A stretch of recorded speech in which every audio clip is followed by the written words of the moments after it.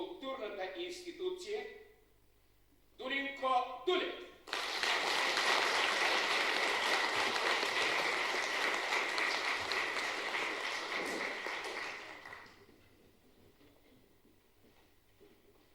Щастлив град е Разград. За това, че си има поетът Дулинко Дулев. Да знаете колко им е мъчно на другите градове, че си нямат такъв поет. От Видин се обадих, казаха, имаме Дунав, имаме завод за гуми Вида, имаме бабини, видини, кули, но си нямаме Дулинко Дулев.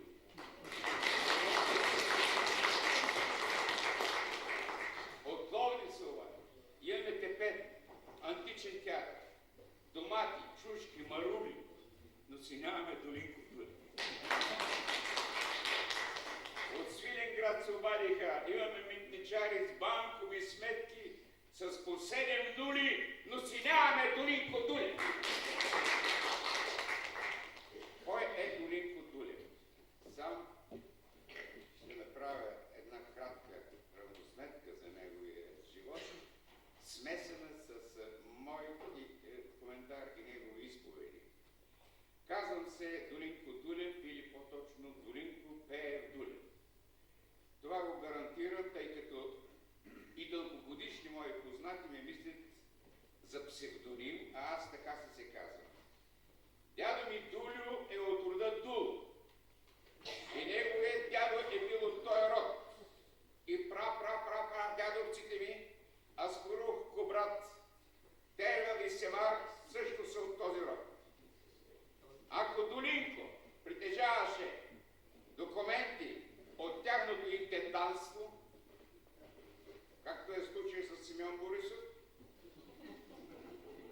той би могъл да претендира за реституция на цяла България, включително Македония, Беломорието, част от Маджарско и Албания.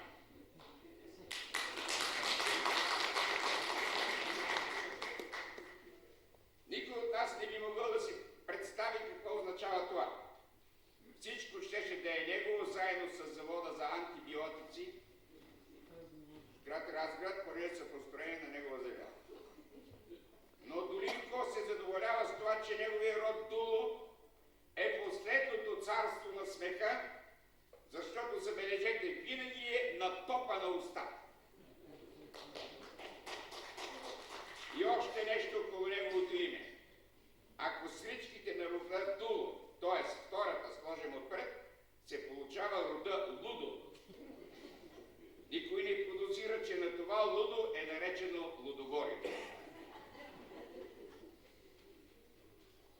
По едно време Дулинко казва, надявах се българите да ме вземат за хан, министър-председател на България, обаче те не могат да помнят толкова дълги години от историята си, най-много до 800 дена. Могат да помнят, да пред мен е предпочетно да се вземат за цар за министър-председател.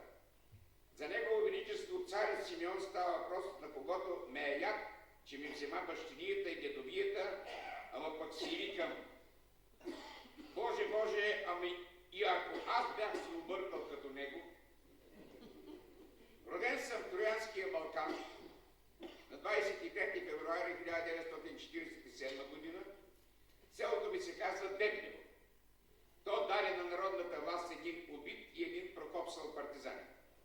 4 претрепани ятаци и баща ми, който през целия си живот тъгуваше, че и него не са го претрепали, за да не гледа на какво е замязала мечтата. Прокопсалият партизанин се казваше и още се казва Марин Крашнов, а неговият син пък се казваше Владимир Крашнов. Докато майка ми беше жива, все ми викаше, а върви бе, Дуле, върви при него, толкова хляб съм местила и съм дала на баща му, все някой лев за една книжица ще ти даде. Докато размишлявах, ще ми даде ли той някой лев или няма да ми даде, или ще ми даде чрез някой свой бодигард един зад врата, спомина се селския лекар пръст и тъй си останах без поводолаващото ми признание в литературата. Селото ми, освен мен и баща ми, роди и сегашния председател на Съюза на българските писатели Николай Петър.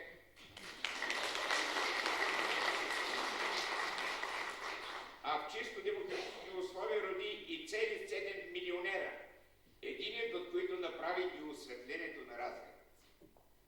Вечер, когато се движи неориентирано из този град, който не успя да ме изгони цели 32 години, гледам лампите и си викам, колко мило, колко сладко е при мама и при тата. Селото ми даде на народа още Георги Тамбуев, Димитър Мантов и Цвятко Йовчев, но понеже на него вече му стигат, че и прекаляват демократите, писателите и милионерите на глава от оценението, аз реших повече да не го затормозявам със себе си. В общи линии това е цялата истина около мен. Все пак издадох някоя и друга книжица, член съм на Съюза на българските писатели, член съм на Съюза на българските журналисти, бях член на Съюза на артистите и на Съюза на кинодейците в България и на свой ред, като баща си, мечтах за някакво друго бъдеще на България, докато съвсем се разчлених и обякнах като наводнено мушкар. Дулин Кодулев има роднини в Испания. Това е един стар род, родът на уния, които цял живот се борят с вятърните мелници. Ето защо и увертурата на днешния концерт беше с испански характер. Уния, които жертват себе си за доброто на човечеството, срещу великаните на злото, уния, които посветени в рицарство, с надхлупен браснарски легенд на главата, държат готово копие за свобода, която блести винаги на неговия връх.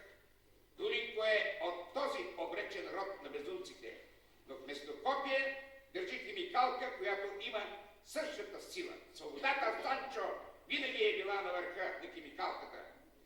И ако в романа на Мигел де Сервантес бедният Хидалго се казва Дон Кихот де ла Манча, Дон Ебай, аз посвещавам в рицарство Дулинко Дулев и от днес той е Бай Дулинко де ла Разград.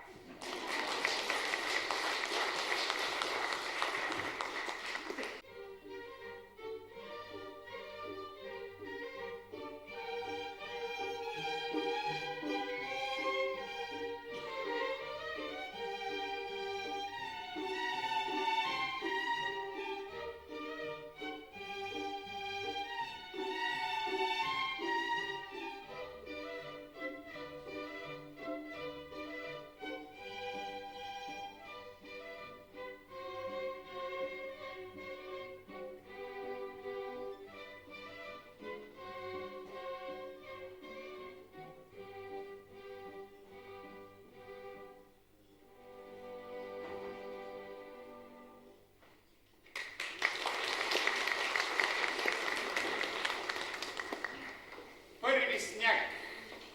Най-сетне мъгливата есенна дреха се скъса и зимата встъпи в своите законни права. От мократа кал красотата възкръсна и чудно и приказно беше това. От всички страни от снежинки обсаждан избяга на нейде студеният мрак и тръгнаха кротко почтените граждани на кратка разходка след първия сняг. Засмя се земята, усмихнал се здрачът, градът посивял, просветля изведнъж.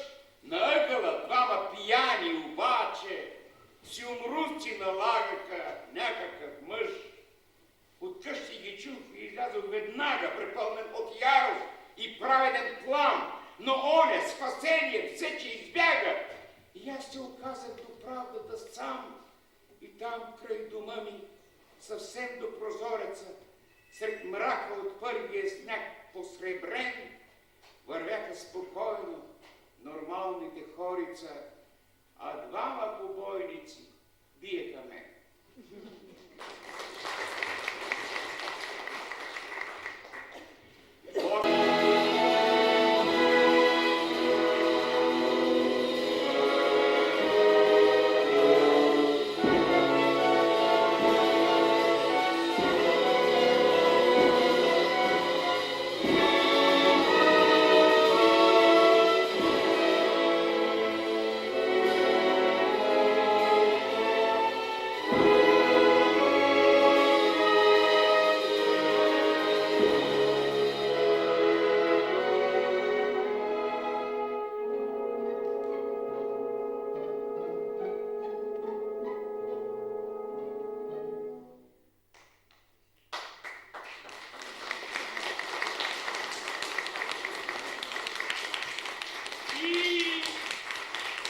Господарят Борис Кутулев.